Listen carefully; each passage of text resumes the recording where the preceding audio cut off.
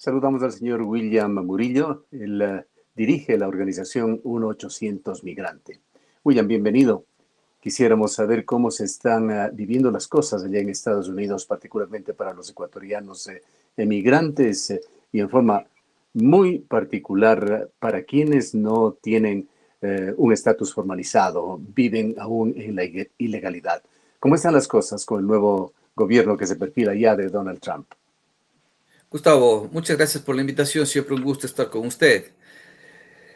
Mire, al principio yo creo que fue el impacto político, este terremoto político de lo que sucedió. Realmente no nos esperábamos de que fuera de esa magnitud la ganancia republicana, especialmente con toda la violencia que se vivió en los últimos tiempos, en los últimos meses. Y esto provocó bastante incertidumbre. Luego, con las declaraciones que ha hecho el futuro presidente Trump en relación a los cambios, a la forma, a las propuestas que quiere ejecutar. Y luego está con las personas que están siendo designadas para los puestos claves, especialmente en temas de migración que a nosotros tanto nos interesa. Una persona que ha trabajado ya antes en el tema de control de frontera, una persona que fue uno de los arquitectos para las políticas, por ejemplo, de la expulsión y la separación de las familias en México. Esa persona va a ser quien va a dirigir nuevamente el ICE, el Departamento de Fronteras, de Puertos y Fronteras de acá de Estados Unidos. Entonces, se vienen momentos complicados porque se sienten con el derecho, por así decirlo, de que sus propuestas de expulsión, de deportaciones masivas, de quitarles derechos a algunos migrantes, se sienten con esa sensación de que sí, el voto de la mayoría de Estados Unidos nos da la carta blanca, la carta verde, por así decirlo, para hacer lo que ellos quisieran. Pero en la práctica va a ser muy difícil, Gustavo. Es muy, muy difícil, pero la gente está con miedo. Eso sí le puedo decir. ¿Y cómo se está viviendo la última etapa Biden? Bueno, la última etapa realmente con muy pocas expectativas, puede ser de que nos den una sorpresa, pero también estamos a la expectativa, pongámoslo de esa manera, Gustavo, porque mire, nosotros acá los ecuatorianos, especialmente nuestra comunidad, hemos estado trabajando muy fuerte para el tema del estatus de protección temporal, del TPS. El presidente Noboa hizo gestiones para el TPS.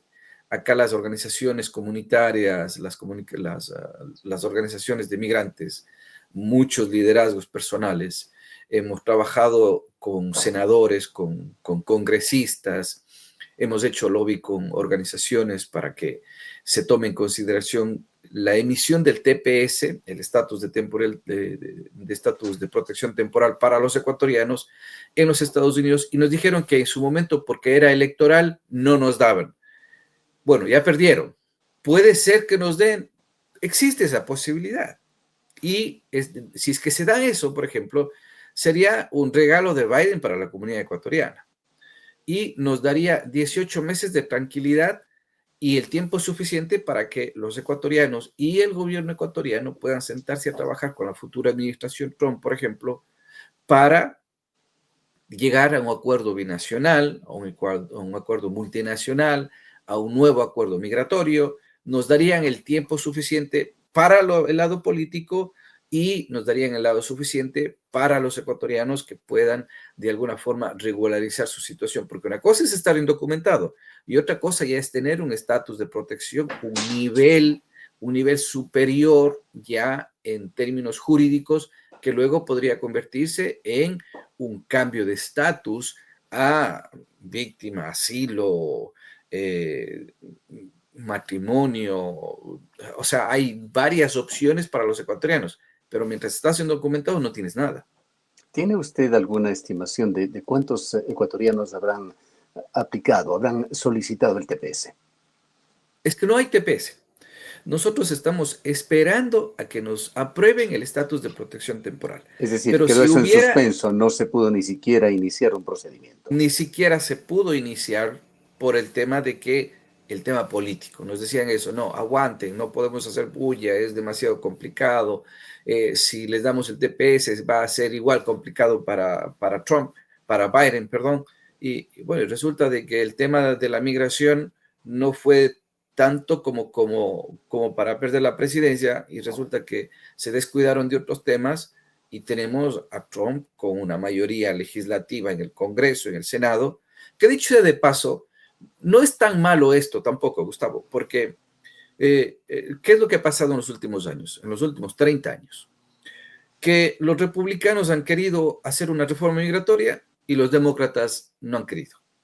Los demócratas han querido hacer una reforma migratoria, entonces los republicanos no querían. Y estaban así, dándose la pelotita de un lado a otro, de un lado a otro.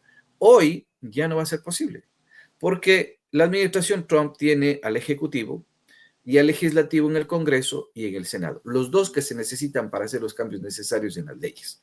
O sea, que quieran o no quieran, les guste o no les guste, la administración Trump tiene que solucionar la problemática migratoria, ya sea mediante una reforma migratoria integral, que es lo que se necesita, mediante acuerdos binacionales o multilaterales con distintas naciones, cerrar por completo la frontera, cerrar por completo la migración, que eso es imposible en este país, o darnos una amnistía. Pero de que tiene que solucionar, porque esa fue su bandera de lucha. Bueno, Si no lo su hacen, bandera de lucha también fue aquella de prácticamente intentar sacar de los Estados Unidos a cualquier emigrante que no se encuentre con sus papeles en orden. Esto desde todo punto de vista, hemos visto análisis de los principales diarios norteamericanos, de medios de comunicación, que señalan que sería un harakiri para los Estados Unidos por la importancia, sobre todo, que tiene la emigración para sostener las bases de esa maquinaria de producción de los Estados Unidos que se encuentra en franca competencia, vale la pena decir, con países como la China. ¿Qué tan reales podrían ser esos fantasmas, esas ofertas, esas propuestas electorales, las expectativas que habría el presidente Trump con respecto a la expulsión de emigrantes? bueno, yo creo que usted ha dado un antecedente clave. Una cosa es ser candidato y otra muy distinta es ser presidente. Empecemos por ahí. En una candidatura, la primera vez que miramos, por ejemplo, yo le digo a Trump el Abdalá americano, por la clase de populismo que llegó a presentarse acá, que eso no se veía en Estados Unidos. Ahora miramos, sí, al presidente bailador, al que hace chistes, al que se mofa, al que insulta, eso no se veía jamás. Lo vimos primera vez con Trump y ahora lo vimos en su segundo acto, el mejor que tenía, más violento, más discriminatorio, más mentiroso, más divisionista, porque el país está separado entre los buenos y malos, entre los que apoyan a MAGA y los que están, el que no apoya a MAGA, a Trump, está en contra de Trump. O sea, así es la cosa. Entonces, cuando nosotros miramos de que quieren o él decía de que quiere eh, expulsar, deportaciones masivas, yo creo que se va a enfocar principalmente en los migrantes que ya tienen una orden de deportación, que son muchos, migrantes que no se presentan a la corte, que también son muchos, y reciben una deportación automática, y luego están el daño colateral, como se le dice en la guerra, o comúnmente, como nosotros decimos, caen los justos por pecadores, porque migración tiene toda la autoridad para irse a la casa de Juanito López, y resulta que Juanito López ya no vive ahí en esa casa, pero cuando le abren la puerta, ahí viven 10, 20 migrantes en cuartos compartiendo, nadie tiene papeles, empiezan a pedir papeles y se les llevan a todos, menos a Juan López. Entonces, ¿por qué? Porque sí tienen esa autoridad para pedirte los papeles. Ahora, migración no puede detener a una persona en la calle y decirte, a ver, señor, usted muéstreme sus papeles. No puede, por ley no puede. Pero sí puede decir, por ejemplo, en la calle, a ver, William Murillo, venga acá, venga, deme sus papeles. ¿Por qué? Porque ya me conoce, porque me ha hecho una investigación, porque saben mi paradero, porque saben que tengo una orden de deportación. Entonces, va a ser muy específica la búsqueda de aquellas personas que ya tienen una orden de deportación. Las redadas masivas que piensan hacer, yo dudo mucho, específicamente porque va en contra de los derechos civiles. Tú tienes el derecho a la libre expresión, a la libre participación, a la libre reunión, a la libre circulación. Entonces, el Estado no puede estar poniéndote un chapa en la esquina o un militar en la esquina porque dice que quiere utilizar a los militares y empezar a pedir documentos, porque esa es una práctica discriminatoria. Entonces, ¿qué le falta? Empezar a ver a todos los mexicanos y todos los mexicanos son migrantes indocumentados. Es obvio una práctica discriminatoria que se va a encontrar con grandes demandas acá en los tribunales y eso efectivamente va a ayudar. Los tribunales van a ser la próxima tierra de batalla. Ahí va a ser las peleas más duras. Y luego está este tema de las personas asiladas. Mire, es una pena, pero es así. Todas estas personas que han llegado en los últimos 3, 4, 5 años, muchas de esas personas han solicitado asilo. Y cuando tú solicitas asilo, no te pueden deportar hasta que el juez te dé una resolución a esa solicitud de asilo. Entonces, hay solicitudes de asilo que demoran 6 meses, 1 año, 2, 3, 4, 10, 15, 20 años, dependiendo de tu caso, dependiendo del nivel de complejidad de lo que estés diciendo. Y entonces, a ellos, a los que llegaron últimamente, no les pueden deportar si es que pusieron su solicitud de asilo. En cambio, aquellos que tienen aquí 20, 25, 30 años, que tienen una orden de deportación o que están limpios pero no tienen documentos, a ellos sí va a ser bien complejo que les den alguna opción. Los que tienen orden de deportación no tienen nada que hacer. Los cogen y se van, porque ya hubo un debido proceso. Pero aquellos que están acá indocumentados y que no tienen ningún problema, que han sido ciudadanos decentes, que pagan sus impuestos, que tienen familia, que tienen hijos, que tienen un rol en la sociedad, ellos van a poder defenderse, contratar un abogado, pedir opciones para quedarse en este país. Pero lo que sí va a ser difícil o imposible, va a ser como pedir peras al olmo, esperar que el gobierno de Trump abra instancias que faciliten de alguna manera la formalización del estatus de quienes se encuentran en una situación ilegal. Mire, el hecho de que de que el presidente Biden, por ejemplo, aprobó el uso de armas norteamericanas para atacar Rusia, nosotros no nos esperábamos, porque eso es una escala mayor en la guerra en Ucrania. Entonces, cualquier cosa puede pasar con el presidente Biden. Él puede mañana decir, ¿sabes qué? Veo que Trump está pensando en hacer muchas cosas en contra de los migrantes, voy a darle el TPS a toditos. Y se va. Y se tienen que cumplir. Y le hace TPS, le da TPS a todos los migrantes que están aquí en 18 años. ¿Para qué? Para darle un estatus de protección temporal en contra de Trump. En contra de Trump. Porque hay muchísimas personas que están aquí y que de regresar a sus Claro, países. Biden podría hacer esto, pero me refería a Trump. ¿Qué tipo de políticas se podrían esperar?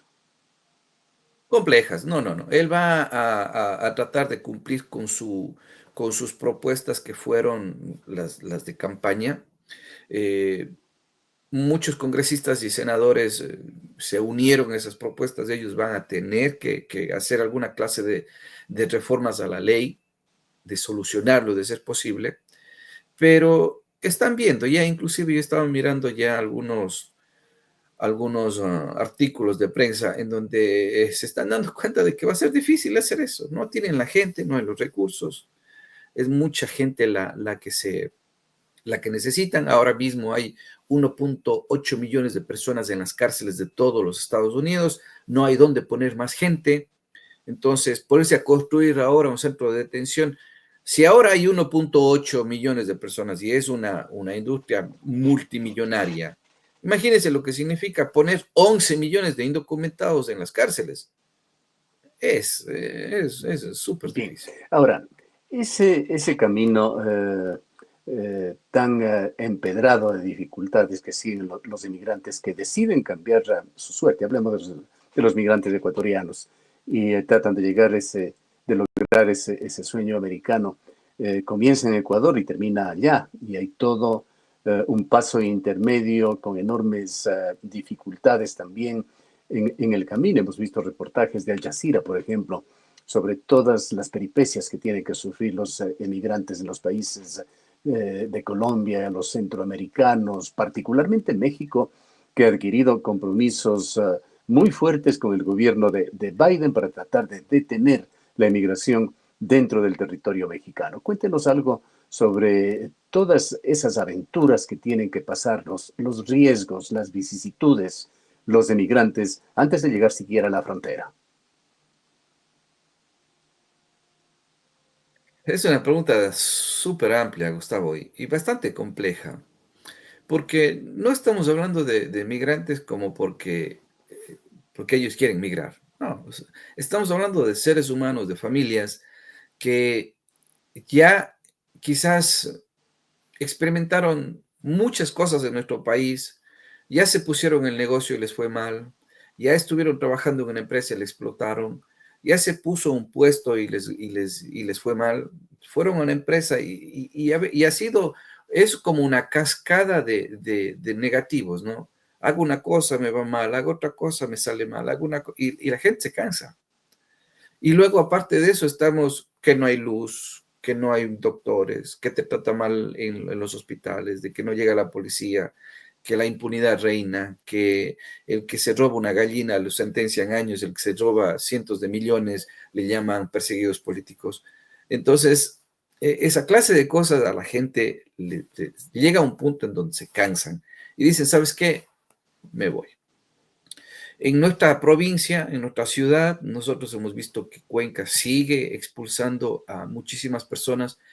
Una ya por tradición, porque papá, mamá, el tío, el hermano viven acá 10, 20, 30 años y no han tenido papeles y no pueden regresar, pero ya tienen una vida hecha. Entonces, saben de que si no me va bien aquí en el Ecuador, tengo mi manito, mi salvación allá para irme. O muy directamente los guambras que están estudiando hasta el colegio y no quieren saber nada porque han visto de que hay otros jóvenes que se queman las pestañas estudiando para salir, y no encuentran trabajo y tienen que ir a trabajar en restaurantes o haciendo taxi. Son realidades que nuestros pueblos, nuestras ciudades, nuestra gente vive. Y ni se diga aquellos que viven en las áreas rurales, en los campos, en donde los niveles de pobreza superan el 70, el 80%. Todo eso genera una falta de esperanza en nuestro país por las condiciones que se viven. No por las condiciones políticas o por el presidente o por la política o por lo que quizás no les atañe de esa forma directamente, pero se vive esos resultados políticos. Genera esa sensación de que aquí no puedo, me tengo que ir. Y ese tengo que ir es principalmente Estados Unidos. Ahora, con el tema de que podías cruzar el Darién y te costaba menos, pero a la larga eso era un doble camino al infierno, ¿no? Cruzar por el Darién era el purgatorio, cruzar por México es el infierno, porque son realmente países muy peligrosos, muy peligrosos. No tenemos que asustarnos tanto sabiendo de que ahora, según prensa extranjera, dice que el Ecuador es un narcoestado. Entrar a Durán es como entrar a un lugar en donde quizás no sales vivo dentro de nuestras propias fronteras. Entonces, todo esto complica el panorama. Y si es que sales del Ecuador bajo esa circunstancia de que en Estados Unidos puedes tener una oportunidad, mucha gente sigue saliendo, estimado Gustavo, a sabiendas de que existe, a sabiendas de que está la frontera en este momento cerrada, sabiendo de que tienes que, si estás en México, pedir una cita por medio de la aplicación, la CBP One, que está funcionando hasta ahora, y que quizás tengas que esperar 4 o 5 meses. Resulta que estás en México, pides una cita, entra Trump y ya no te dan la cita porque la cierra. Entonces, todos esos cambios se generan y la gente sigue saliendo. Acá están hablando de cambiar la política, de cerrar las fronteras, de expulsar a los migrantes, como si ese fuera el problema. Y ese no es el problema, ese es el resultado de una problemática mucho más grande que vive nuestros países, en donde primero se debería trabajar para que nuestros países dejen de ser pobres, Se debería trabajar para que nuestros países puedan brindar una vida digna, no una vida de millonario, pero una vida digna, pues Gustavo. El momento que nuestros países tengan, por lo menos que con su trabajo, puedas pagar tu renta, tu comida, las cosas necesarias de la vida, puedas tener unas vacaciones sencillas, la gente ya no necesita salir, ¿sí? Pero cuando no tienes ni siquiera para comer, cuando en Chimborazo, en Achupallas, en Cebadas existe el 97, 98% de nivel de pobreza y no tienes ni qué comer, la gente vende Estamos su tocando allí parcela. la dura realidad del desempleo y el subempleo Claro, en Ecuador. la gente vende eso, aunque sea Gustavo, Así porque es. sabe que viene acá y aunque sea lavando platos, aunque sea limpiando baños, aunque sea haciendo lo que sea, porque acá hay trabajo, Gustavo, acá hay trabajo. Aunque sea haciendo eso sin inglés, vas a ganar lo que en el Ecuador no ganabas.